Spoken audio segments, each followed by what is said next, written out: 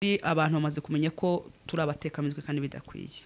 Niyo umuntu akoze ikintu ngo dore murabeshya dore kubera iki hari imico tufite itari myiza. Kutiyubaha reka abantu twiyubahe dukora tugaragariza abantu isi yose bitureba tugerageza ibyo tuvuga bingane n'ibyo dukora. Nta mpamvu zuko akantu kose nguganye. Abadamu baze barire babeshye njya mbibona mu biganiro. Abadamu nk'ababiri bakatika imitwe bakicara umwe akiriza undi akisaza undi ntago ari byo. Nibishaka yahanuriye Juste kagiye gupfa. Nyese yarapfuye. Shange mureka dukore ibintu abantu bakunda kandi ibintu byo kurirwa tubeshya bine. Nyese yarapfuye. Ariko yararwaye. Yaraducanyeho. Ntabwo yapfuye. Ese arubizi ko yari yabazwa. Indese. Ni noza Juste. Yabazwe ryarisi. Yagiye ari mu bitaro. Yarabazwe. Akore operation ariko. Ntago nabibonye. Ese ko ibintu byose babyerekana ibyo nigeze mbibona nabigirwa n'iki. Imihanda yaradushajije. Imihanda yatumye dutibara. Imihanda yatumye twegeye ko turi ba mama bafite abana. Imihanda yatumye twegeye ko turi abapapa bafite ingo zabo ejo bazatanga bakwe n'abakazana. Imihanda yarasaze. Bajya vuga ngo yaranyereye ariko yaranatunyereranye. Ntago bikwiye.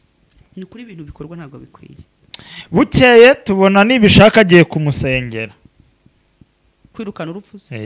Rega reka mbabwiza ukuri. Kamushyira n'ibihumbi 50 kugira ngo nyine amuheshe umugisha. 50. Barakore kasi. Niko numvisha. Ni warumvise ko ntiwabonye. Ntago se byakozwe. Ntago gerega icyo kugira ntago nabibonye. Niko wumvise ko ntiwabibonye. Sibyo. Ako amadebo urimo urabica ku ruhande.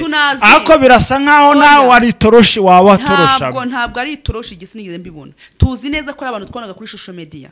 Bakajya mu ngo zana katanga amakado. Ndibuka hari umunsi umwe abantu ntavuze. Tureka kubeshya.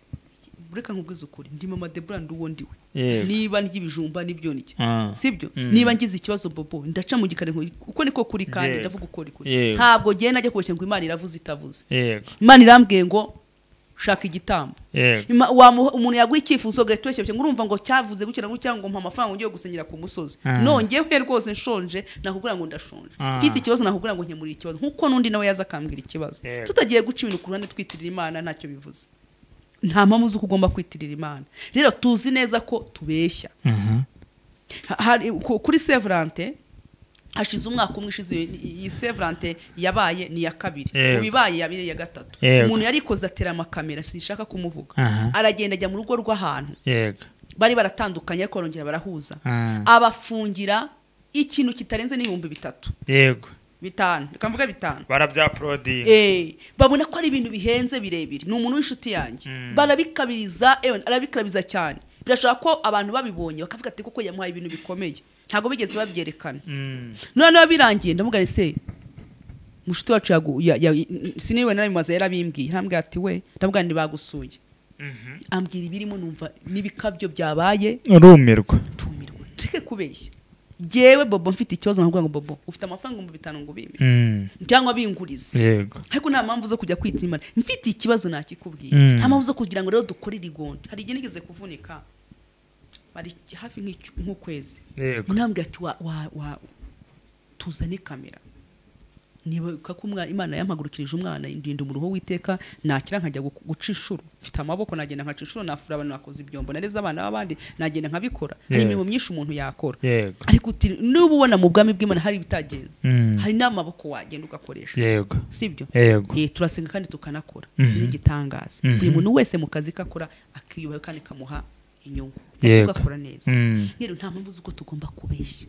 Ibyo 50 niba nabimuhaye nta mpamvu zuko isi igomba kumenya ko amuhaye 50 kubera si cyo bundi. Niba wagiye gusengera umuntu nta mpamvu zuko ngomba kumenya ko wagiye kunsengera. Izi kamera niziki tuzijye dutanga iby'abantu bafashwa. Ubwo tuba ngo Pastor Juste yakoze amakosa nk'umupasiteri yiki yo kubitangaza. Ibiki se yarabivuze se karwaye.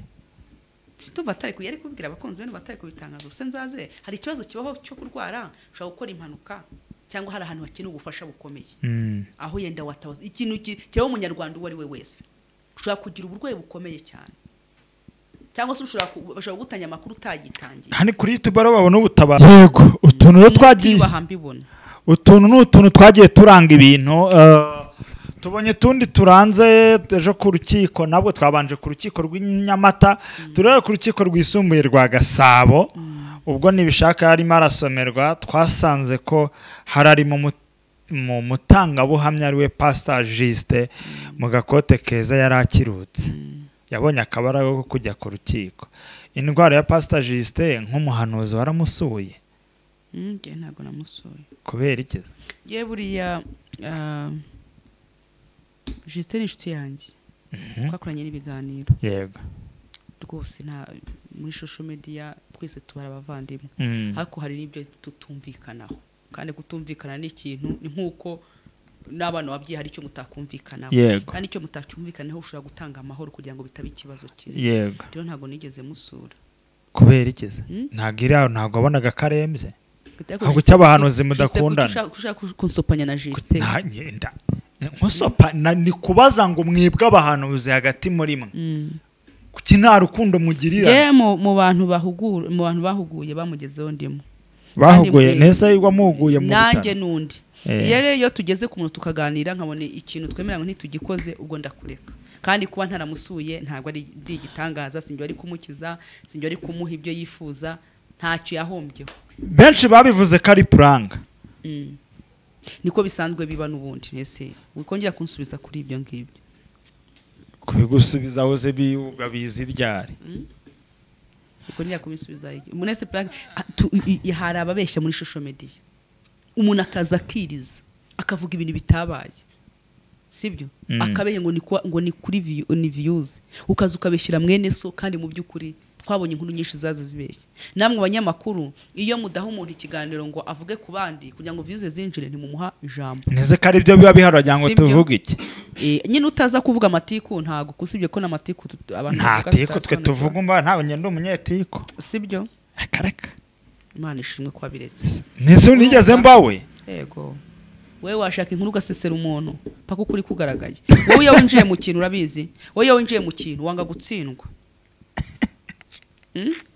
uyo winjiye we mu kintu bobo byanze bikunze ukabona ko hari ibimenyetso bishaka gutuma utsindwa urasesera ukinjira no mu muzipaka ikintu kibonye nyine nawe urirengera kugira ngo ukuri kugaragare ureka abantu ko abantu badukurikiye niko mubizi no kuri simbikata pe simbikata bazakubwira niko mubizi urasesera ukawajya aho umuntu atuye ugasesera ukabaza amakuru ugasesera ibyo kujya abantu batuye bigaruye ute ese ko ariko warumbajije ibyo mbona icyo nari mvuze ngo reka tugaruke atari burage mu by'ukuri abantu bamaze kumenya ko turi abatekamitwe kandi bidakwiye.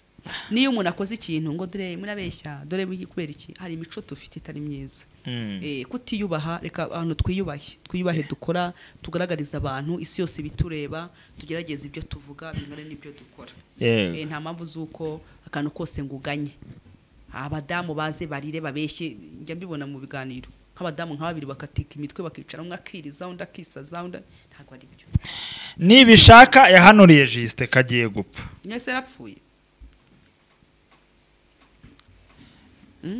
shange mureka dukore ibintu abantu bakunda kandi ibintu byo kurirwa tubeshya nese yarapfuye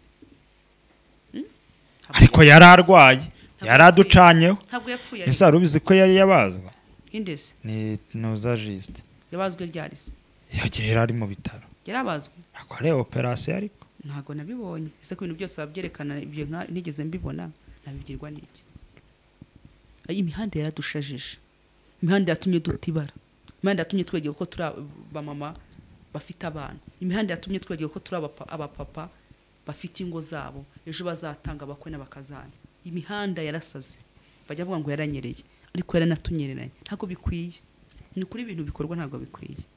Bukeye tubona nibishaka agiye kumusengera kwirukana urupfuze reka mbabwize ukuri kamushyira n'ibihumbi 50 kugira ngo nyine amuheshe umugisha 50 barakore kasi niko numvisha ni warumvise ko ntiwabonye ntago se byakozwe ntago gerega icyo kugira ntago nabibonye niko wumvise ko ntiwabibonye sibyo ako amadebo urimo urabica ku ruhande ako birasa nkaho nawe ari toroshi wawa torosha ntabwo ari toroshi igisi nigeze mbibona tuzi neza ko abantu twonaga kuri social media bakajya mu ngo zana katanga amakado ndibuka hari umunsi umwe abantu ntavuze tureka kubeshya bureka nkubwiza ukuri ndi mama Debra nduwo ndiwe niba n'ibijumba n'ibyo niki sibyo niba ngize ikibazo bobo ndaca mu gikare uko niko kuri kandi ndavuga uko kuri ntabwo giye najya kubeshya ngo Imana iravuze itavuze Imana irambwiye ngo shaka igitambo yego umuntu yaguha icyifuzo gatweshye ngo urumva ngo cyavuze gukira ngo cyangwa mpa amafaranga ngiye gusenyera ku musozi nongewe rwose nshonje nakubwira ngo ndashonje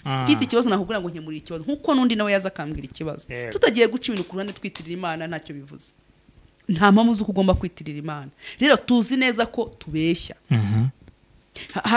kuri Sevrante hashize umwaka umwe ishize iyi Sevrante yabaye ni ya kabiri ubibaye yabire ya gatatu umuntu yarikoze atera amakamera sinshaka kumuvuga aragenda ajya mu rugo rw'ahantu bari baratandukanye ariko barongera barahuza abafungira ikintu kitarenze n'ibihumbi 3 yego 5 ikamvuga 5 barabyaprodi babona ko ari ibintu bihenze birebire ni umuntu w'inshuti yanjye barabikabiriza arabikarabiza cyane birashaka ko abantu babibonye bakavuga ati kuko yamuhaye ibintu bikomeye ntago bigeze babyerekana none birangiye ndamugare se mushuti wacu siniwe narabimaze yarabimbwiye ntambwe ati we ndabwa ndi bagusuye ambwira ibirimo numva nibikabyo byabaye urumirwa tike kubeshya jewe Bobo mfite ikibazo nakubwira ngo Bobo ufite amafaranga 5,000 ngo bime cyangwa bingurize yego ariko nta mpamvu zo kujya kwita Imana mfite ikibazo nakikubwiye nta mpamvu zo kugira ngo rero dukorere igonde hari igihe nigeze kuvunika bari hafi nk'ukwezi ntambwe ati wa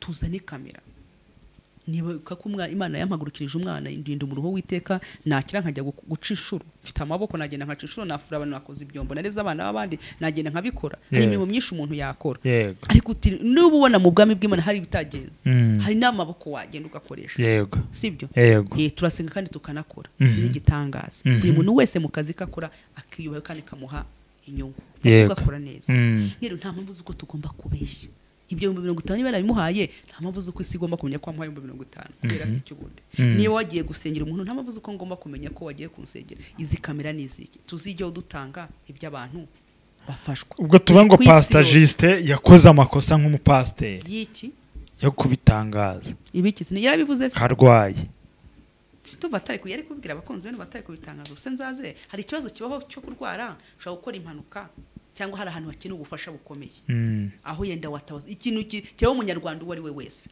ushaka kugira uburwayi bukomeye cyane cyangwa se ushaka gutanya amakuru utagitangiye hani kuri YouTube babona ubutabazi bwihuse kwenegeza kuri YouTube yegereze mikoro ntago turi kukumverega kuri YouTube no hari ubutabazi Oya buri hari n'inshuti nziza sibyo ari inshuti hari abavandimwe yego njya mvuga ngo nta bafana giwe ngira inshuti ngira abavandimwe ngira ababyeyi ibyo ni ibintu bigomba ariko none akantu kose ntabwo nukuri ntabwo tuzaba turimo turya dodo ngo tubikamera oya ntabwo tuzaba oya ntabwo tuzaba tufite aho twagiye ngo tuhamenyeshe ahubwo icyo tudakora ibintu by'abantu bakuze niba ngiye ikibungo ni gute ngombwa ko isi yose imenya ko nagiye ikibungo niba nagiranye ikibazo n'umuntu ni gute isi yose igomba kumenya ko nagiranye ikibazo n'umuntu duhure nka bene data tukirangiza sibyo ariko ibintu byo kuvuga ngo Bobo yagiye aha turahamenye amakuru tumenye inshuti zawe tumenye abagusuye ntago twebwe ibyo ngibyo bitureba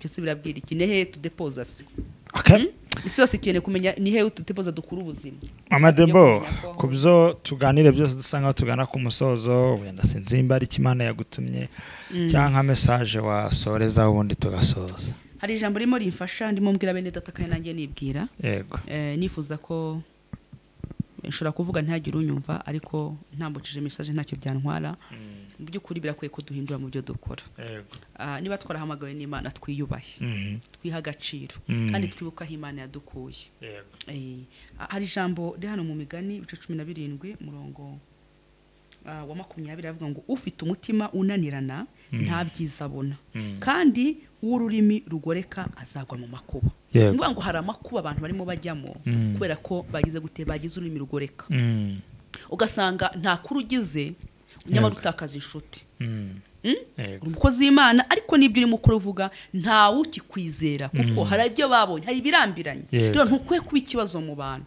ariko birevuga ngo ufite umutima unanirana nta byiza abona. Ntabwo dukwiye kuba turi abakozi b'Imana badakwiye kubona ibyiza, kugira ngo izina ry'Uwiteka rihebwe icyubahiro muri twebwe. Ntabwo Imana uzayibona n'amaboko ngo ndi Imana n'amaguru. Imana nzayibona muri Bobo, nzayibona muri Mama Deborah, nzayibona muri Sam. Buri muntu wese afite abonera Imana, ariko nzanayibona mu byiza icyubahiro. Mvuga ko Bobo usiko Imana yamurengeye, usiko Imana yamutabaye, usiko asa neza, usiko ameze neza. Imana yihesheje icyubahiro ku buzima bwe. Niki Imana ishaka? Irashaka ko izina ryayo rihebwe icyubahiro muri twebwe. Yesu ashimwe cyane. Imana itunzwe n'amashimwe, nta bindi biyitunze. Aho yicaye mu ijuru ikunda amashimwe. Rero Imana irashaka ko ikora imirimo ikesha icyubahiro muri twebwe.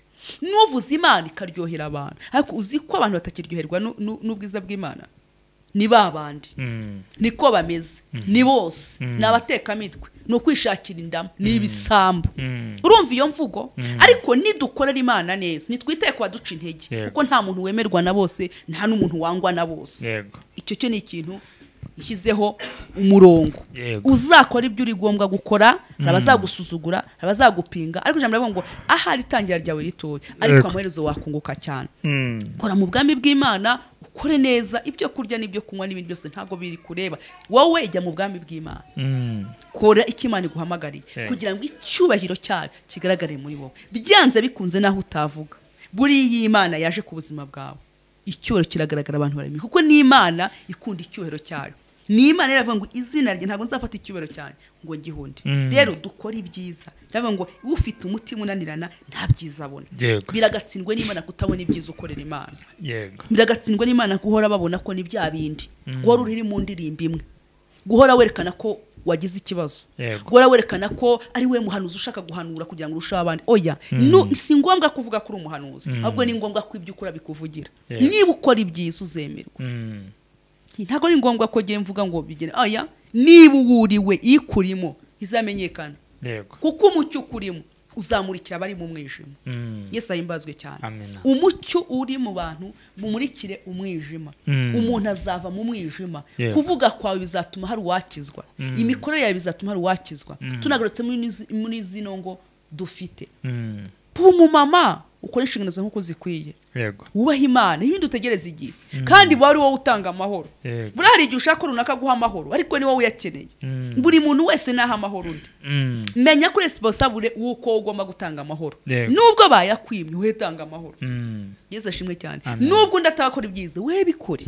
Yesu ashimwe cyane. Rero ukora ibyiza azabona ibyiza, ariko ukora ibibi nibyo azasarura. Ngo umuntu icyo abiba nicyo asarura. Nta muntu usarura amasaka, nta muntu ubiba amasaka ngo ajye gusarura ibishyimbo. Oya, iyo ubibye amasaka usarura amasaka, iyo ubibye ibishyimbo usarura iki? Ibishyimbo. Imana ihimbazwe. Niba uvuze ibyiza, byanze bikunze bya byiza bikurura ibindi byiza bikaza. Ariko niyo ukoze ibibi bikujyana mu makuba. Niyo mpamvu amakuba turimo tuyabona, amakuba ugasanga uri mu bibazo, uri mu bintu bitafite umumaro, uri mu bintu, mu ntambara nyinshi. Kubera iki? Hari ibyo wizaniye. Nyamara ngo intambara wizaniye biragoye kuyitsinda. Ariko intambara Satani yazanye ari kugira ngo yenda usabwe, byanze bikunze uzayitsinda, Imana izagutsindishiriza. Ariko intambara wizaniye ku buzima bwawe biragoye kuyitsinda. Rero dukora ibyiza kugira ngo Imana ibane. Amen. Reka dusenga Imana. Amen. Uri Furanzima, haleluya. Tuguhaye icyubahiro nshuti yabera, mu izina rya Yesu turagushimiye. Tuguhaye icyubahiro Uwiteka, dusabye kugira ngo ihema ryawe mukunzi mwiza be ku buzima bwacu. Dusabye ubwenge, dusabye amavuta, dusabye imbaraga. Mana uduhe ikindi cyerekezo, uduhe mu rundi ruhande dukwiye gukoreramo, mu izina rya Yesu. Duhe imvugo, Mana uduhe imyifato, turayisengeye mu izina rya Yesu Kristo Nazareti, mwami w'abami. Turasengera bene data dufatanyije umurimo, ubari nawo bagirire neza mwami. Imitima yacu Uwiteka uyifate, ubari wo yihindura. Dusengera abarwayi ubakize, dusengera igihugu cyacu giha amahoro, ndetse n'ibihugu bitandukanye biha amahoro, isi yose kumenye kuko Imana ishoboye byose. Urakoze, turagushimiye ko waduhaye no mwanya, wagize neza, wakoze icyo n'icyo mu izina ry'Umwami wacu Yesu Kristo Nazareti. Amen. Amen. Amen.